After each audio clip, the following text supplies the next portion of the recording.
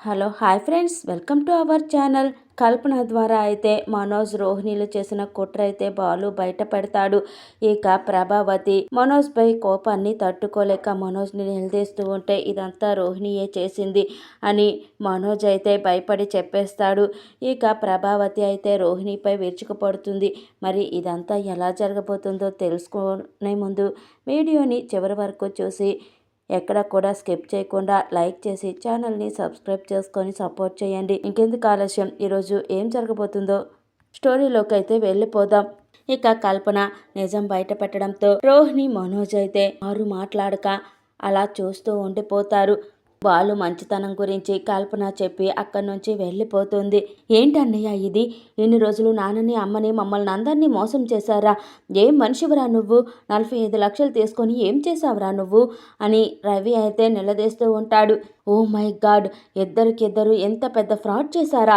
ఎక్కడైనా ఒకరు ఫ్రాడ్ ఉంటే ఒకరైనా సిన్సియర్గా ఉంటారు. మీరేంటి ఒకరి కోసం ఒకరు పుట్టినట్టున్నారు? ఇంత పెద్ద మోసమా? అంకుల్ని మోసం చేశారు, రవిని బాలుని మోసం చేశారు, అందరి డబ్బు మీరు మాత్రమే తీసేసుకున్నారు. చిచి, దొరికిపోతే ఎంత దారుణంగా ఉంటుందో మీకు తెలీదా అని శృతి అంటుంది. ఇందాక అత్తగారు ఏదో అన్నారు, అత్తగారింటి గొట్టు నేను పుట్టింటికి చేరవేస్తున్నానని. మరి అత్తగారింటి 45 లక్షలు మీ పెద్ద కోడలు ఎక్కడ చేరవేసిందో అడగరా అత్తగారు అని మీనా అయితే అంటూ ఉంటుంది. ఇక ప్రభావతి ఏం మాట్లాడకుండా సిగ్గుతో తలదించుకుంటుంది. రే మనోజ్, ఇట్రారా అంటూ సత్యం మనోజ్ని దగ్గరకు పిలిచి, మొదటిసారి నిన్ను క్షమించాను కదా, మళ్ళీ ఆ డబ్బు తీసుకోవాలని నీకు ఎలా అనిపించిందిరా? నీ కన్న తండ్రిని, నీ తప్పులన్నీ క్షమిస్తూ వచ్చాను. నా డబ్బంతా మళ్ళీ తీసుకోవాలని నీకు ఎలా అనిపించిందిరా? నీకు ఎలా మనసు ఒప్పిందిరా? నాన్న మీద నీకు ఆ మాత్రం కనికరమే లేదా? ఆ అమ్మాయి బయట వాళ్ళని మోసం చేసింది, కానీ నువ్వు కన్న వాళ్ళని, తోడబుట్టిన వాళ్ళని మోసం చేసావు. లో ఎవర్రా పెద్ద దొంగ? అమ్మాయి నిజాయితీగా అందరి ముందు తప్పు ఒప్పుకొని వెళ్ళింది, కానీ నువ్వు ఇప్పటిదాకా ఈ క్షణం వరకు తప్పు ఒప్పుకోలేదు. ఎన్నిసార్లు ఇలా మోసం చేస్తారా? నువ్వు నా కొడుకు అని చెప్పుకోవడానికి నాకు అసహ్యం వేస్తుందిరా అంటూ, అమ్మా రోహిణి, నేను ముగ్గురు కోడల్ని కూతుర్లానే చూశాను కదమ్మా, నువ్వైనా నా గురించి ఆలోచించలేదా? నీకు ఆ మాత్రం మనసు రాలేదా అని సత్యం నిలదీస్తూ ఉంటే, అసలు ఆ 45 లక్షలు ఏం చేశారో ఎవరు అడగరా అని బాలు అంటాడు. ఆ డబ్బుతోనే ఫర్నిచర్ షాప్ పెట్టారా అని సత్యం అడగడంతో, అవును మావయ్య అని రోహిణి చెప్తుంది. ఇక ప్రభావతి మనోజ్ చొక్కా పట్టుకొని, రే నలుగురిని కన్నాన్రా, కానీ నీ గురించే కళ్ళు కన్నాను. నువ్వు జీవితంలో పైకి ఎదగాలని బాగా చదివించాను. నువ్వు ఎంతో గొప్పవాడివి కావాలని ఆశపడ్డాను. మనిషి నోరు కొట్టుకొని ఆరోగ్యాన్ని కూడా లెక్క చేయకుండా సంపాదించిన డబ్బు ముగ్గురు సంపాదించకుండా చేసి నువ్వు ఒక్కడవే తీసుకుపోయావే. ఆ రోజు కూడా నువ్వు నా మీద జాలి చూపించలేదే? మీ నాన్న కష్టార్జితాన్ని దోచుకొని ఇంట్లో వాళ్ళకి దోచిపెట్టినప్పుడు ఆ రోజు కూడా ఈ తండ్రి మీద దయ చూపించలేదే?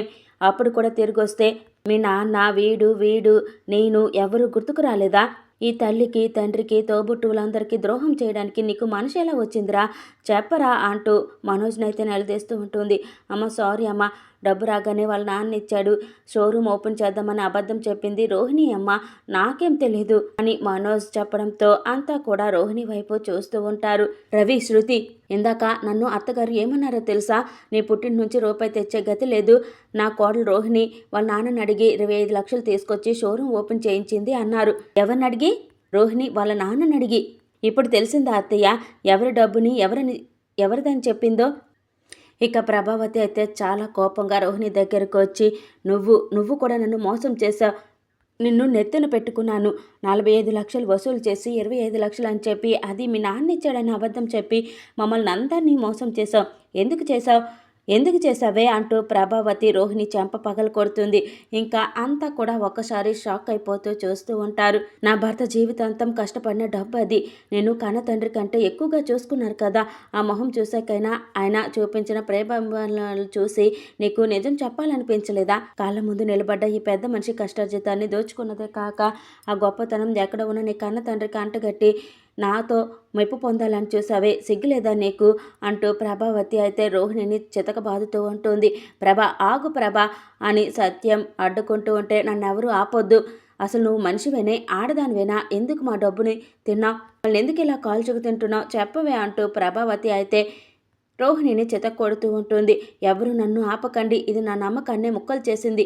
చెప్పవే చెప్పు, ఎందుకింత మోసం చేశావని ప్రభావతి నిలదీస్తూ ఉంటే, ముందు మా నాన్న దగ్గరే డబ్బులు తీసుకోవాలని చూశాను అత్తయ్య అని రోహిణి అబద్ధం చెప్తూ ఉంటే, నోర్ముయ్, నిజం చెప్పు, అబద్ధం చెప్పావో నాలుక చీరేస్తాను. నా దగ్గర ఎందుకు దాచిపెట్టావు, వాడితో ఎందుకు అబద్ధం చెప్పించావు చెప్పు అంటూ ప్రభావతి నిలదీస్తూ ఉంటుంది.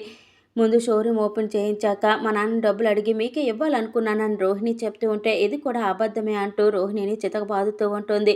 ఏయ్ మాట్లాడవే, ఎందుకింత మోసం చేసావు, చెప్పవే, చెప్తావా లేదా అంటూ గొంతు పట్టుకుంటుంది. ప్రభ ఆగు, చంపేస్తావా అంటూ సత్యం ప్రభావతిని లాగుతాడు. అవును చంపేస్తాను, ఎంత మోసాన్ని నిన్ను తట్టుకోలేకపోతున్నాను. ఎంత నమ్మితే నన్నే బోల్తా కొట్టించింది, ఇలాంటి దాన్ని నేను జీవితంలో క్షమించను అని ప్రభావతి అంటూ ఉంటే, నేను ఏ తప్పు చేయలేదు అత్తయ్య. నేనే గనక షోరూమ్ తెరవాలన్న ఆలోచన చేయకపోతే నీ కొడుకు ఏ పార్కులోనూ పడుకునేవాడు, ఏ గుడి ముందు అడుక్కు తినేవాడు అని రోహిణి అంటూ ఉంటే, నువ్వు మా డబ్బులు వాడికి ఇచ్చి మమ్మల్ని వెర్రివాళ్ళని చేద్దాం అనుకొని చెప్పి పైగా మాకేదో మంచి చేద్దాం అన్నట్టు మాట్లాడుతున్నావేంటే, నా కొడుక్కి చదువు లేదా, డిగ్రీలు లేవా, తెలివితేటలు లేవా అని ప్రభావతి నిలదీస్తూ ఉంటుంది. అన్ని తెలివితేటలే ఉంటే కల్పన దగ్గర ఎందుకు మోసపోయాడు? నేను కాబట్టి కల్పనని పోలీస్ స్టేషన్ దగ్గరకు లాక్కెళ్ళి డబ్బులు రాబట్టాను అని రోహిణి ఎదురు తిరిగి మాట్లాడుతూ ఉంటే, ఏమన్నావు, అసలు రాబట్టిన డబ్బులు ఎవరివి, మీ బాబువా, మీ తాతవా, ఎవరివే, నా మొగుడిది, అదంతా నీ అయ్యి కష్టార్జితమని ఎందుకు చేశావు, ఇంకా మాటలు మాట్లాడావంటే చంపేస్తాను. అది అసలు ఏముంటుందో వింటున్నారా, అది నా కొడుక్కి జీవితాన్ని దానం చేసినట్టు మాట్లాడుతుంది అసలు దీన్ని అంటూ ప్రభావతి కొట్టబోతూ ఉంటే, నువ్వు ఆగు అమ్మ రోహిణి, నువ్వు గదిలోకి వెళ్ళమ్మా అంటూ సత్యం రోహిణిని లోపలికి పంపించేస్తాడు. దాన్ని ఎందుకు వదిలేశారండి అని ప్రభావతి అంటూ ఉంటే, ఇద్దరు కలిసే తప్పు చేశారు. మీరు మీ కొడుకుని పల్లెత్తు మాట అనలేదు కానీ రోహిణిని కొడుతున్నారు. బయట నుంచి వచ్చిన అమ్మాయి అనే కదా అని శృతి అంటుంది. నాన్న, పాలరమ్మ చెప్పిందనుకో, వీడి బుద్ధి ఏముంది, తప్పు వీడిది కూడా ఉంది కదా అని బాలు అంటాడు. ఇంకా మనోజ్ వెళ్ళబోతూ ఉంటే, రే ఎక్కడికి అంటూ ప్రభావతి మనోజ్ని నెట్టేస్తుంది.